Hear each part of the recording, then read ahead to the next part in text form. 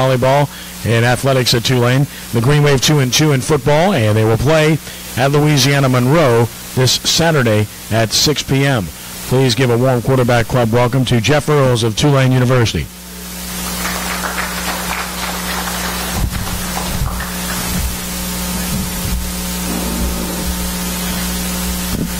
Hello, everyone. Thank you so much for having me here. My name is Jeff Earls. I'm the Assistant Director of Strength and Conditioning at Tulane University. Prior to my time at Tulane University, I was on the Strength and Conditioning staff for 4.5 years at LSU. After LSU, I went to the University of Texas and spent 3.5 years on their strength staff. I also spent time on the strength and conditioning staffs of the Oakland Raiders and the Cleveland Browns. Most recently, I come to you from Tulane, to Tulane University from Purdue University. So I'm really excited to be back in my great home state of Louisiana, where it all started for me in the professional strength and conditioning. Very excited to be at Tulane University under the direction and leadership of Coach Curtis Johnson. He's doing an outstanding job at Tulane University with changing the culture from the mindset of the student athletes of that football program. Really excited to be a part of the development of young men, both mentally and physically. And I'm just really looking forward to the great things that we're going to do at Tulane University.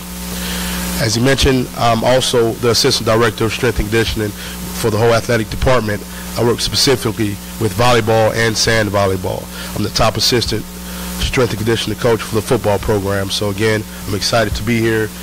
As I mentioned, I graduated from LSU. I got my master's degree from Georgia Southern, and whenever you get a chance to come back home down south to the warm weather, it's always a blessing. So very excited to continue my journey in the profession of strength and conditioning here.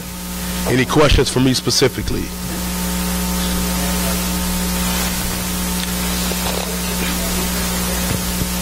Yes, I was at the University of Texas from 2008 until 2011. Going to go after Saban and all that kind of stuff, but so just talk about the facilities that they have over there. Compare it to, like, you said you're at LSU and some other big programs. So. Yes.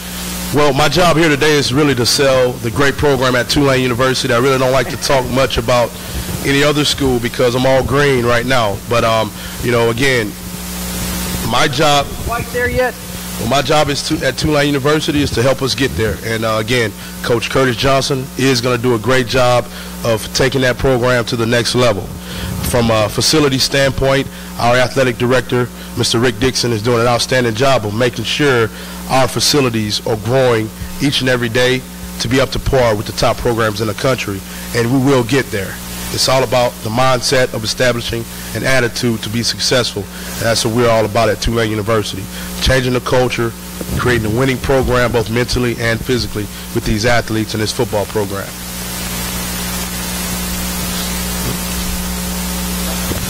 Coach, as far as your strength and conditioning, you know, Olympic lifting, powerlifting, are you noticing, I don't know if you've been able to distinguish, but local kids coming in, are they behind the tide? Because I know in the Midwest they have great strength and conditioning at an early age.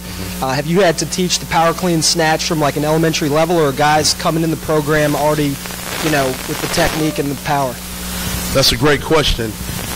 I actually was blessed and very privileged to work with Coach Gail Hatch of the Southern Regional Olympic Training Center weightlifting. Coach Gail Hatch was Team USA weightlifting coach in the Athens, Greece Olympics in 2004. And basically, in this part of the country, Olympic weightlifting is very big. So you have a lot of kids that come into our program that have been influenced by Olympic weightlifting or any other strength and conditioning program that promotes the balance of strength development from a flexibility standpoint, conditioning standpoint, speed, quickness, agility. So to answer your question, you know, we've been very fortunate to have a lot of athletes that come into our program that have been well trained from day one. In terms of comparing it to what I've seen around the country in my travels, in my career thus far, you know, Louisiana high school strength and conditioning coaches do an outstanding job of preparing the student athletes.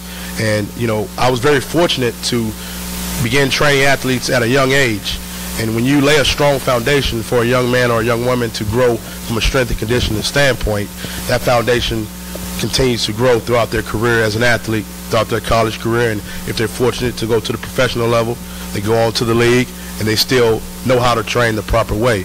So we do a really good job here in the state of Louisiana of preparing our athletes from a physical development standpoint, and it starts at a very young age. Once you teach an athlete how to train properly as a youngster, they're going to be good to go. And one thing we must remember is that training is cumulative, meaning that it doesn't happen all overnight. It's a continued process of growth and development. So if you have any high school strength coaches out there right now, or high school coaches, just remember that doesn't happen overnight. It takes time, and it's a process that you have to actively engage upon on a daily basis to get the athlete to reach their full potential. And sand volleyball, are they playing this year, and is it men's and women's? Sand volleyball is just a women's sport here down at Tulane University. They do have some sand volleyball programs around the country at other schools. Sand volleyball is a relatively new sport in the NCAA. There are a few teams in the southeast part of the country that have just established sand volleyball programs. You have some actually on the Atlantic coast.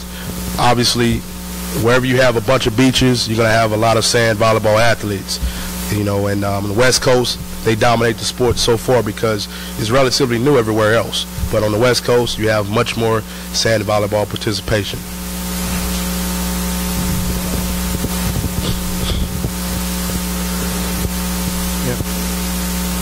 Okay, thank you.